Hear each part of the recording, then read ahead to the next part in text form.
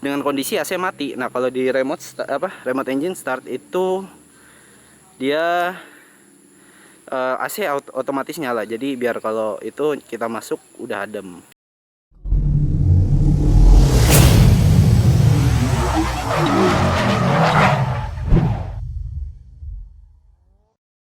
Oke guys, sebelum lanjut ke videonya, gue mau ngasih tips nih ke kalian untuk perawatan kendaraan kalian. Nah, ini gue ada STP Carburetor Spray Injector Cleaner. Nah, produk ini dapat seketika menghilangkan kotoran varnish, lendir, dan tumpukan karbon di dalam maupun di luar karburator yang mengganggu jalannya sistem pembakaran gitu loh. Nah, ini juga dapat membersihkan cuk otomatis dari kemacetan, membersihkan busi dan throttle body, juga dapat juga digunakan untuk membersihkan mekanisme penghubung karburator agar bekerja dengan lancar. Ini produk bermanfaat banget dan buat gua ya, jadi kalau ada ini di rumah jadi lebih sering bersihin karburator sehingga karburator kendaraan juga bersih dan efeknya itu balik lagi tenaga juga menjadi lebih ada dan juga konsumsi BBM pastinya jadi lebih irit. Nah, ini itu botolnya yang gue suka ya, dia tuh ada 360 derajat valve. Jadi kalau kita semprot dari bawah kayak gini,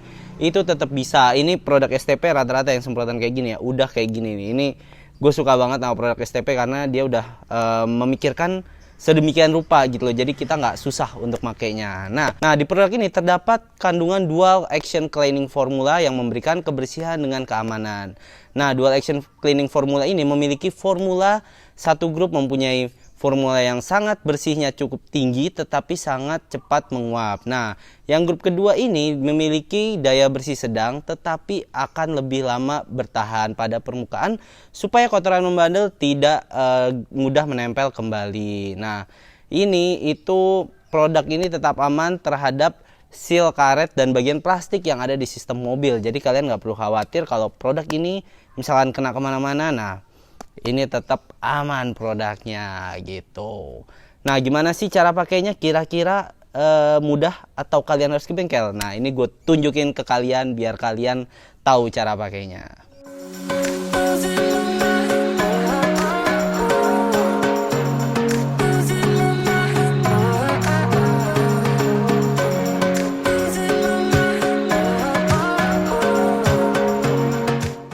Oke guys, gimana guys? Cara pakainya pasti cukup mudah dan udah gue tunjukin itu beberapa cara pakai dari produk karburator cleaner ini. Karena mobil gue masih karburator, jadi bersihnya di karburator. Nah, kalau buat yang injeksi bisa di throttle body dan juga businya. Ini juga bisa di mobil ataupun motor, sehingga ini kalau kalian punya ini di rumah pastinya bakal berguna banget untuk kendaraan kalian di rumah. Jadi nggak perlu khawatir kalau kalian ada mobil apa motor. Nah, produk ini bisa dipakai di keduanya gitu. Nah, pesan dari gua yaitu adalah jagalah karburator kalian dan injektor mesin Anda selalu bersih, karena mesin yang bersih akan membuat kendaraan kalian lebih optimal dan irit gitu. Buat kalian yang mau lebih tahu tentang produk STP, kalian bisa kunjungi Instagramnya @stpindonesia ataupun cek di websitenya, nanti linknya gue taruh di deskripsi. Semoga bermanfaat dan kita lanjut ke videonya.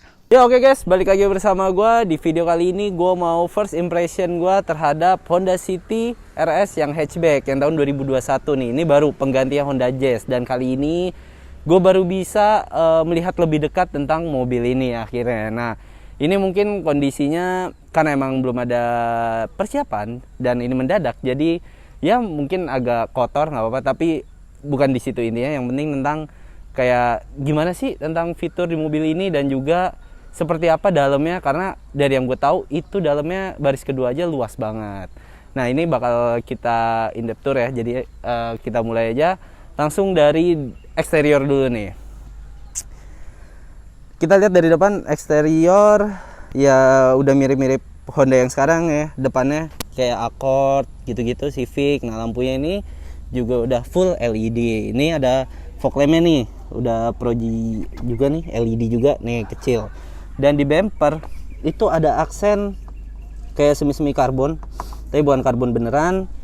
Grillnya warna hitam, chrome-nya cuma di logo Honda nih. Ini kalau tampilan keseluruhan. Dan tingginya ini lebih jaraknya itu tingginya lebih tinggi daripada Honda Jazz nih kalau nggak salah. Panjangnya juga dia sampai 4,3 meter lebih. Jadi lebih panjang daripada Honda Jazz. tapi nggak beda jauh sama Yaris ya. Kalau ini wheelbase-nya itu juga 2600 mm, ringnya ring 16 nih velgnya, dan pengeremannya udah ABS, EBD, dan BA. Ini yang depan udah disc brake, ring 16, velgnya model tutun gini, terus ban bawaannya Bridgestone. Yang belakang itu masih tromol sistem pengeremannya, tapi nggak selamanya tromol itu selalu buruk, karena kadang alasan tertentu tromol itu juga menjadi pilihan bukan karena untuk ngedowngrade harga, tapi ada alasan tertentu ya. Nih belakang itu lebih mirip kayak ini ya, kalau dari jauh atau malam itu kayak Mercy E-Class, apalagi kalau yang A45 itu kayak mirip banget sih sama ini. Nih cuma lampunya kalau garis LED-nya gini nih, ini mirip kayak BMW. Tuh, cakep banget dah belakangnya. Dan gue sukanya di mobil ini, aksen chrome-nya nggak terlalu banyak. Jadi kayak cuma depan sama belakang nih di logo Honda doang. Tapi yang mengganggu ininya loh. Kayak kalau banyak mobil sekarang kan sebenarnya kayak di cover plastik ya, jadi kelihatan lebih rapi. Nah ini menurut gue agak kurang aja sih. Terus udah ada third stop lampnya juga di atas, antena model shark fin, spoilernya kayak gini, dan landai banget ya belakangnya. Jadi kayaknya baris kedua nih sebenarnya headroomnya mungkin agak nggak terlalu ini ya, nggak terlalu lega. Nih di bawah bumper juga ada mata kucing. Nih parking sensornya nih 1, 2, 3, dan 4. Nih udah ada rear kamera parkingnya, dan ini multi angle di mobil ini. Jadi nanti kita coba lihat dari dalam kayak gimana sih view multi angle view-nya itu. Multi angle view-nya, lupa. Ini knalpot posisinya di sebelah kanan, dan ini sama kayak depan ada aksen karbon juga. Wah ini udah cakep sih bumpernya, tinggal dipendekin dikit sumpah kalau menurut gua. Kalau misalkan mau dimodif ya, ringnya ganti ya turun ke 15, bannya dimitiin kayak anak-anak sekarang, lebih cocok sih ini kayak gitu, kayak Thailand gitulah. Ini lampu sennya juga udah ada di spion, dan nih gue mau tunjukin kalian ya,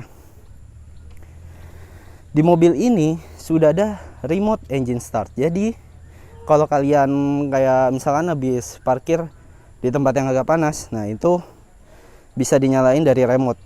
Ini misalkan dimatiin dengan kondisi AC mati. Nah kalau di remote engine start itu dia AC otomatis nyala. Jadi biar kalau itu kita masuk udah adem. Tapi nanti kalau kita masuk itu perlu dinyalain lagi, pencet tombolnya. Nih lampu sennya, tuh AC-nya udah otomatis nyala. Nih suaranya kan kedengeran. Coba kita lihat engine bay-nya deh. Nih kita matiin lagi aja deh. Ya sih udah nyala semua nih. Sekarang kita coba buka ke mesin. Bukanya dari sini.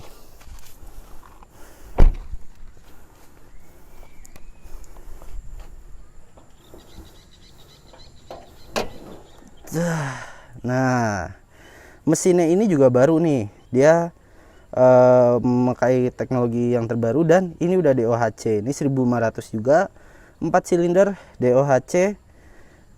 Tenaganya itu 121 daya kuda, terus torsinya 145 Nm di 4300 rpm kalau nggak salah, 4600 rpm.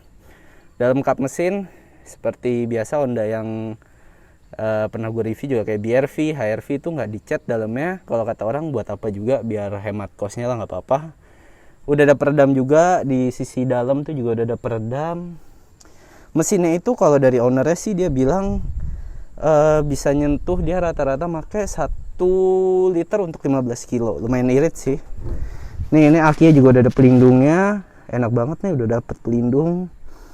Nggak terlalu panjang juga sih kap mesinnya. Mungkin kalau dari luar kelihatan panjang ya. Oke.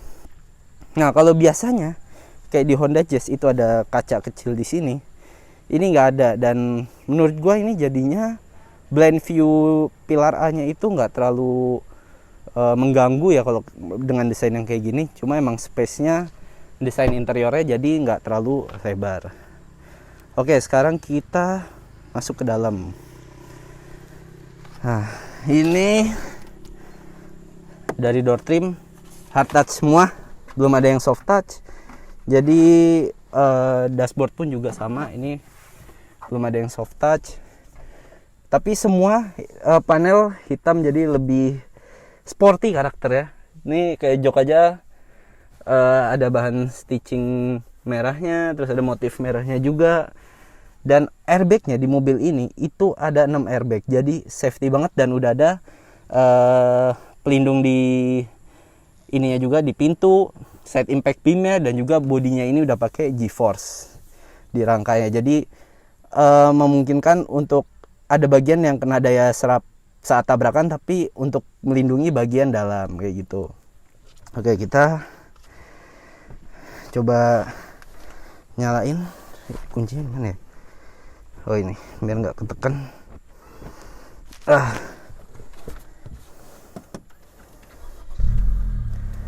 Kalau bagian dari speedometernya sih menurut orang ini lebih downgrade tampilannya, cuma menurut gua tetap sporty karena dengan aksen merah-merah kayak gitu. Wah, kita sambil nyalain AC. Ini desain AC-nya udah digital, udah ada front defogger, rear defogger, terus suhunya juga ini udah bisa auto nih, tuh bisa auto, jadi bisa menyesuaikan. Kita matiin aja. Nah, ini juga head unitnya. Kalau sebelumnya tuh kayaknya modelnya floating, ini udah jadi nyatu, dan ini udah bawaan Honda, bukan aftermarket lagi nih. Ini lampu hazard di sini. Di sini juga udah ada pedal shift. Ini untuk naik, ini untuk turun, dan udah ada audio, steering switchnya. Setirnya enak, buat gripnya enak nih. Ini ada stitching merahnya juga di sini. Nah, ini ada trip tekoknya.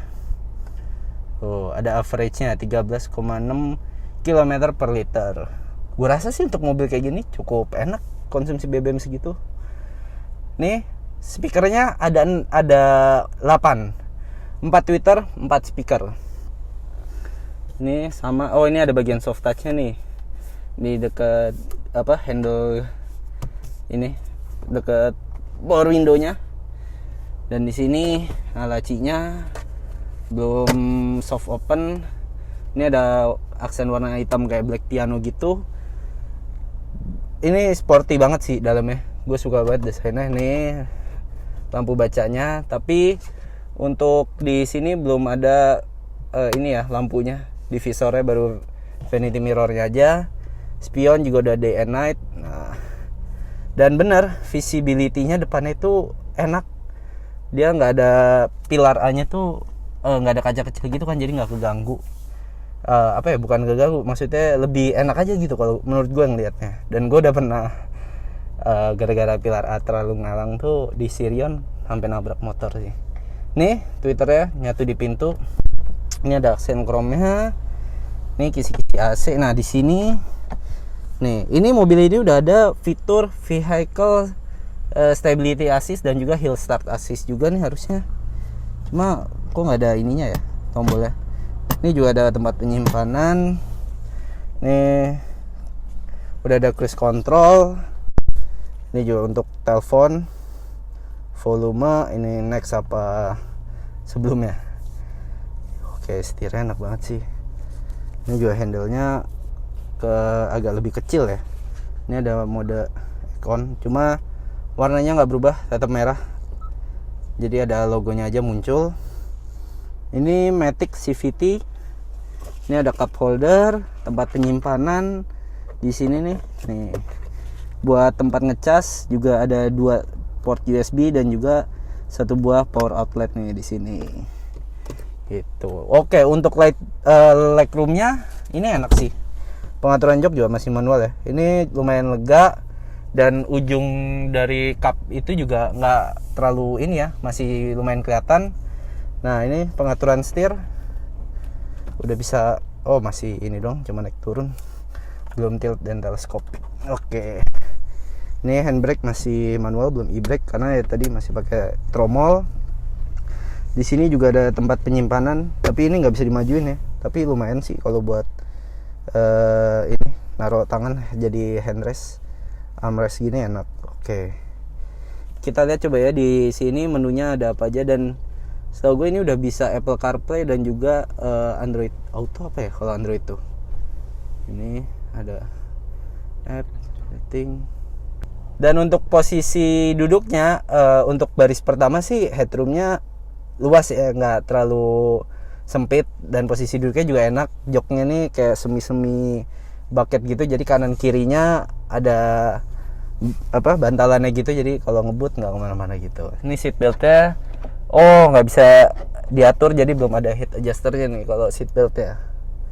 Itu nih, tapi di samping juga udah ada side airbag. Oke, sekarang coba kita lihat baris keduanya nih. Sekarang kita lanjut ke baris kedua nih. Nih kita buka. Wah, ini nih kalau gue sih hal yang pertama dilakukan nih bakal diganti ini dulu ya, bahan alas kakinya. Ini soalnya agak rawan banget kalau kotor dan repot juga membersihinnya. Ini di konsol tengah dia ada tempat penyimpanan buat ya duit receh mungkin, cuma agak berisik nih kalau jalan jelek. Dan di bawah sini juga ada ini power outlet 2 buah, jadi nggak perlu rebutan kalian di belakang. Ini juga udah ada pocket lagi dari jok depan di belakangnya. Oh, ini bahan merahnya nih bagus nih. Ini kalau dari depan. Nah, legroomnya nih gede nih kalau baris kedua, jadi nyaman banget. Cuma kalau gue sih nggak mentok ya nih. Kalau gue headroomnya nggak terlalu mentok. Cuma untuk tinggi yang mungkin 175 ke atas itu pasti mentok sih. Ini soalnya udah tipis. Nah, ini juga handle tangannya juga udah retract, jadi balik lagi. Ini sebenarnya lumayan bagus juga sih kayak gini, jadi nggak bikin sempit juga. Ini sama bahan door trimnya juga sama. Ini ada soft touch-nya di sini doang. Sisanya masih hard touch. Speakernya ada di sini. Nah, nih kalau belakang nih kayak gini nih kursinya nih. Ini tengah itu ada headrest, nggak ada armrest. Ini bisa 3 buah, cuma yang di tengah ini kasihan sih duduknya kayak sempit, dan ini agak ke atas gini kan.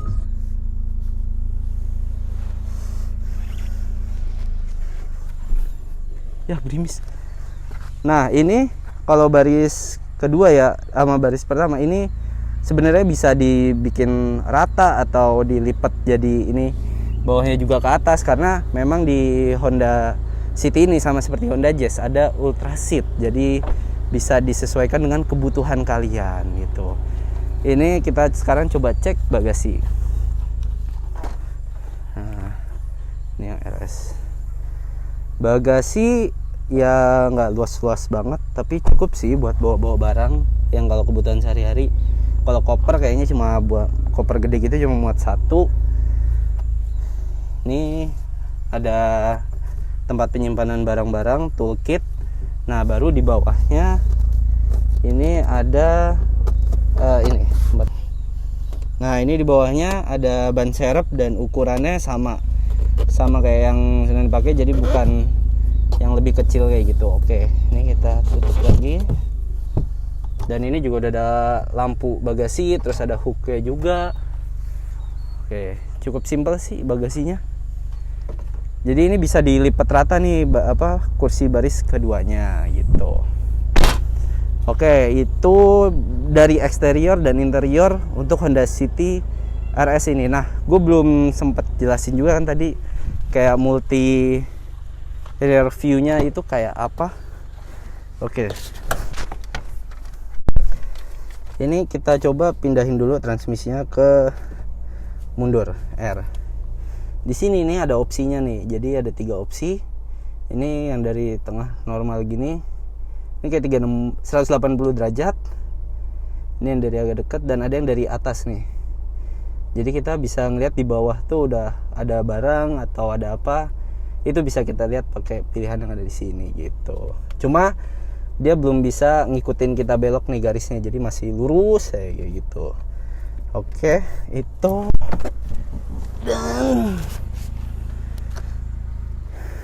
dan mungkin itu aja sih kalau first impression gue untuk in-depth tour terhadap Honda City RS hatchback ini.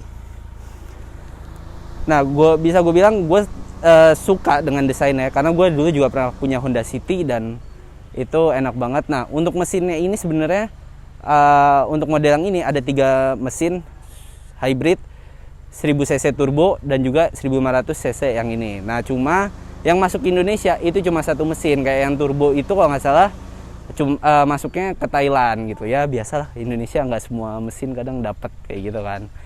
Nah, mungkin untuk video kali ini gue hanya bisa menjelaskan segitu, tapi nanti nextnya gue bakal mungkin review lebih lengkap lagi, kayak test drive-nya seperti apa dan juga nanti metode ultra seat-nya itu kayak apa, dan juga mengetes peredamannya karena kemarin gue sempet naik dan ini peredamannya enak banget, dia senyap banget kayak kalian naik mobil mewah. Karena kalau jendelanya dibuka aja, power window-nya itu pas ditutup kayak rapet banget celah-celahnya gitu. Jadi menurut gue worth it banget sih 300 juta. Cuma emang beberapa ada ya sedikit kekurangan lah di mobil ini gitu. So itu aja mungkin untuk in-depth tour terhadap Honda City RS Hatchback 2021. Mungkin test drive dan review lengkapnya bakal menyusul. Thank you buat yang udah nonton. Jangan lupa untuk like, share, dan subscribe. Sampai ketemu di video baru berikutnya.